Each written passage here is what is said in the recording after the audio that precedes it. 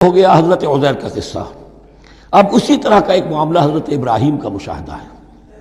وَإِذْ قَالَ إِبْرَاهِيمُ رَبِّ أَرِنِي كَيْفَ تُحْيِي الْمَوْتَىٰ، اور یاد کرو جب کہ ابراہیم نے بھی کہا تھا پروردگار ذرا مجھے دکھا دے، مشاہدہ کرا دے تو مردوں کو کیسے زندہ کرے گا۔ قَالَ أَوَلَمْ تُؤْمِنْ، اللہ تعالیٰ کا سوال جو ہے بڑا بہت تیکھا ہے، تو کیا تم ایمان نہیں رکھتے؟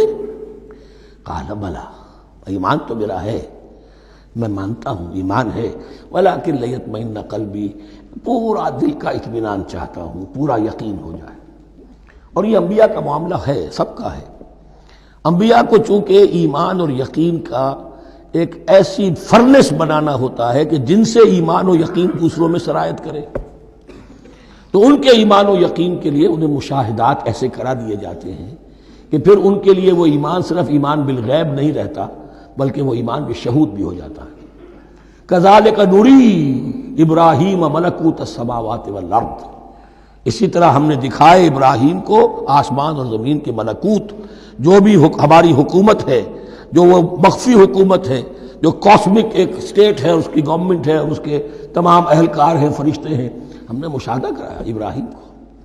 حضور کو اسی لیے شب معراج میں لے جایا گیا کہ ہر شے کو اپنی آنکھوں سے دیکھ لیں، وہ یقین کامل پھر ہو جاتا ہے کہ جس میں کسی درجے میں بھی پھر تو یہ ہے کہ ان کے وہ خود ایک بھٹی بن جاتے ہیں ایمان اور یقین کی۔ قال بلا ولکن لیطمئن قلبی قال فخذ اربعۃ من الطیر فصرهن الیک، تو فرمایا اچھا ٹھیک ہے، 4 پرندے لے لو، انہیں اپنے ساتھ ملا لو، ہلا لو کہ وہ تمہارے ساتھ تمہاری آواز سن کر آ جایا کریں۔ ثم اجعل علی کل جبل منہن جزءا، پھر ان کے ٹکڑے کرو اور ہر پہاڑ پر ایک ایک ٹکڑا رکھ دو۔ تو جو تفسیر میں آتی ہے یہ کہ ان میں سب کا سر علیحدہ کیے، ٹانگیں علیحدہ کی، پر علیحدہ کیے، دھڑ علیحدہ کیے، ایک پہاڑ پر چاروں سر رکھ دیے، ایک پہاڑ پر چاروں کے دھڑ رکھ دیے، ایک پہاڑ پر چاروں کے، اس طریقے سے مختلف اجزاء میں تقسیم کر دیا۔ قال فخذ اربعۃ من الطیر فصرهن الیک ثم اجعل علی کل جبل منہن جزءا، پھر ہر پہاڑ پر ان میں سے ایک ایک حصہ رکھ دو۔ ثم ادعوہن، پھر ان کو ذرا پکارو، وہی سیٹی بجاؤ جو تم بجاتے تھے ان کو بلانے کے لیے۔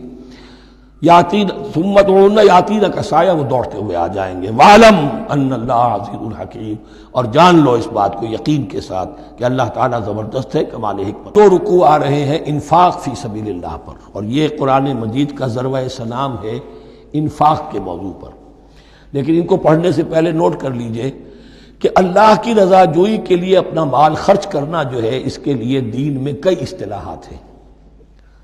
کھانا کھلانا، یطعمون الطعام علی حبہ مسکینا ویتیما واسیرا، آتی المال علی حبہ ذوی القربى والیتامی، ایتاء مال، اعطاء، پھر اس سے آگے آتا ہے صدقہ، زکوٰۃ، انفاق، قرض حسنہ۔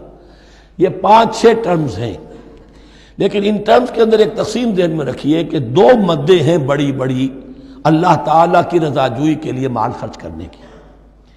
ایک مد ہے غرباء، یتامى، مساکین، محتاج، بیوائیں، ان کے لیے، یعنی ابنائے نو میں سے، یہ آپ کے معاشرے کے اجزاء ہیں، آپ کے بھائی بند ہیں، آپ کے رشتہ دار ہیں، آپ کے اعزاء و اقرباء ہیں، ان کے لیے خرچ کرنا۔ تو یہ بھی اللہ کو بہت پسند ہے، اس کا اجر ملے گا، یہ بھی گویا کہ اللہ تعالیٰ ہی کے لیے آپ نے خرچ کیا۔ ایک عین اللہ کے دین کے لیے خرچ کرنا، انفاق کا لفظ اس کے لیے ہے، اور قرض حسنہ اس کے لیے۔ انفاق مال، انفاق فی سبیل اللہ، اللہ کی راہ میں خرچ کرنا، اللہ کے دین کی دعوت کو عام کرنا، اللہ کی کتاب کے پیغام کو عام کرنا، اللہ کے دین کی دعوت کو اس طرح ابھارنا کہ باطل کے ساتھ زور آزمائی کرنے والی ایک طاقت پیدا ہو جائے، ایک جماعت وجود میں آئے، ان کے لیے اساد و سامان فراہم کیا کرنا تاکہ دین کے غلبے کی ہر مرحلے کے جو تقاضے اور ضرورتیں ہیں وہ پوری ہو سکیں۔ تو جو اس کام میں صرف ہوگا وہ ہے انفاق فی سبیل اللہ، یا اللہ کے ذمے قرض حسنہ۔ تو یہاں اصل میں اس کی بات ہو رہی ہے انفاق کی۔ مثل الذین ینفقون اموالہم فی سبیل اللہ ہے، مثال ان کی جو اپنے مال خرچ کرتے ہیں اللہ کی راہ میں۔ عام طور پر یہ فی سبیل اللہ جو ہے وہ سبیل پانی کی بنا دی، وہ بھی سبیل ہے، ٹھیک ہے وہ بھی سبیل تو ہے، نیکی کا وہ بھی راستہ ہے، سبیل اللہ ہے، لیکن یہ کہ فی سبیل اللہ خرچ جو ہے اس کا بالکل مفہوم اور ہے، وہ صدقہ ہے، خیرات ہے۔ زکوٰۃ بھی اصلاً جو ہے وہ غریبوں کا حق ہے، لیکن اس میں بھی ایک مد سبیل اللہ کی رکھی ہوئی ہے۔ اگر تو آپ کے قریب اعزاء و اقارب ہیں، غرباء ہیں، تو ان کا حق فائق ہے، پہلے ان کو دی۔ بہرحال فی سبیل اللہ انفاق۔ مثل الذین ينفقون اموالهم فی سبیل اللہ کمثل حبۃ انبتت سبع سنابل فی کل سنبلۃ مئۃ حبہ، مثال ان کی جو اللہ کی راہ میں خرچ کرتے ہیں اللہ کے دین کے لیے، ایسے ہے جیسے ایک دانہ کہ اس سے 7 سنبلیں پیدا ہوئیں، 7 خوشیں، 7 بالیاں، یہ 7 سٹے۔ باجرے کا سٹا ہوگا کتنے دانے ہوتے ہیں اس میں؟ مکئی کا سٹا ہے اس میں کتنے دانے ہیں؟ فی کل سنبلۃ مئۃ حبہ، اس میں 100 دانے موجود ہیں ہر ایک میں، تو ایک دانے سے 700 دانے وجود میں آ گئے۔ اسی طریقے سے اللہ تعالیٰ جو بھی اس کے دین کے لیے مال خرچ کرے گا اس کے مال میں اضافہ کرے گا، اللہ تعالیٰ ان کو جزا دے گا اور اس کو بڑھاتا رہے گا اپنے ہم۔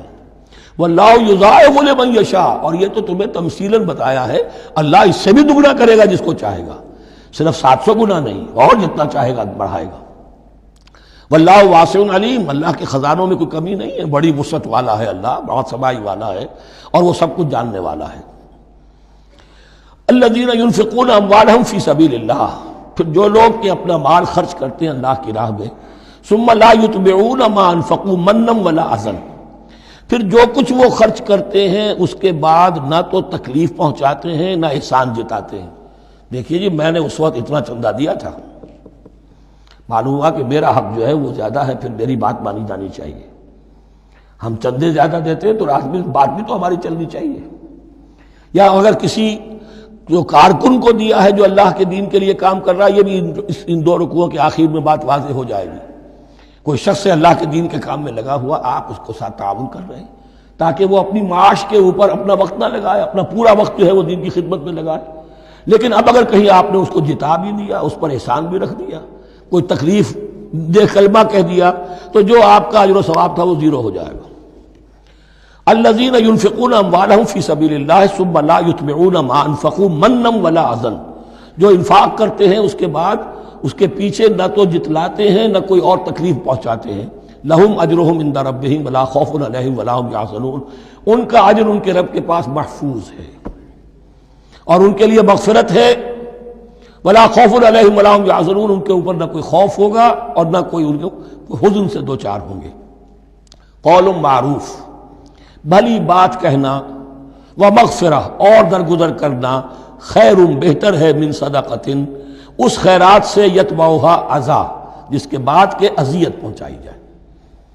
کوئی آپ سے فرض کیجئے کوئی ضرورت کے لیے آئی گیا ہے، کسی نے ہاتھ پھیلا دیا ہے، تو آپ اگر آپ نہیں کر سکتے مدد، قول معروف، نرمی کے ساتھ جواب دے دیجئے، معذرت کر لیجئے۔ یا یہ ہے کہ اگر کسی سائل نے آپ کے ساتھ درستی کی ہے تو پھر بھی یہ ڈانٹیے نہیں، وَأَمَّا السَّائِلَ فَلَا تَنْهَرْ، پھر بھی یہ ہے کہ مغفرت، معاف کیجئے۔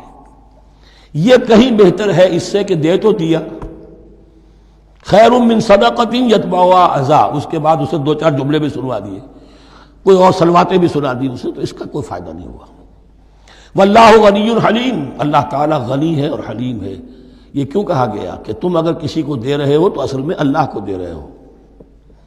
ایک حدیث میں آتا ہے کہ اللہ تعالیٰ اپنے بندے سے شکایت کرے گا، اے میرے بندے تیرے پاس مال تھا، میں نے تجھ سے مال طلب کیا تھا، میں بھوکا تھا، میں نے تجھ سے روٹی مانگی، تو نے مجھے کھلایا نہیں۔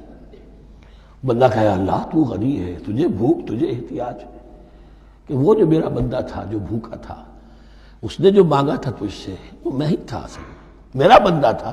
الخلق عیال اللہ، تجھ سے انہیں کھانے کو نہیں دیا تجھے، تو گویا کہ مجھے نہیں دیا۔ اے میرے بندے میں ننگا تھا، میں نے تجھ سے میں چاہا کہ میرا سطر ڈھانپ دے، مجھے کوئی لباس دے دے، لیکن یہ کہ تو نے نہیں دیا۔ یہ اسی طریقے سے تو سمجھ لیجئے کہ اللہ تو غنی ہے، جو دے رہے ہو سمجھ لو کہ اللہ کو دے رہے ہو، اور حلیم ہے، وہ حلم والا ہے، فوراً نہیں پکڑتا تمہیں۔ تم جو بھی کرتے ہو، جو دل سے اتری ہوئی شے وہ اللہ کے نام پہ دے دو، جو ردی چیز ہے وہ اللہ کے نام پہ دے دو، تو اللہ تعالیٰ کی غیرت جو ہے اسی وقت اگر جوش میں آ جائے اور تمہیں پیس کے سرما کر دے وہ، تو وہ کر سکتا ہے، لیکن نہیں، حلیم ہے، وہ دیکھتا ہے کہ میری توہین کر رہا ہے، مجھے دے رہا ہے اور یہ دے رہا ہے۔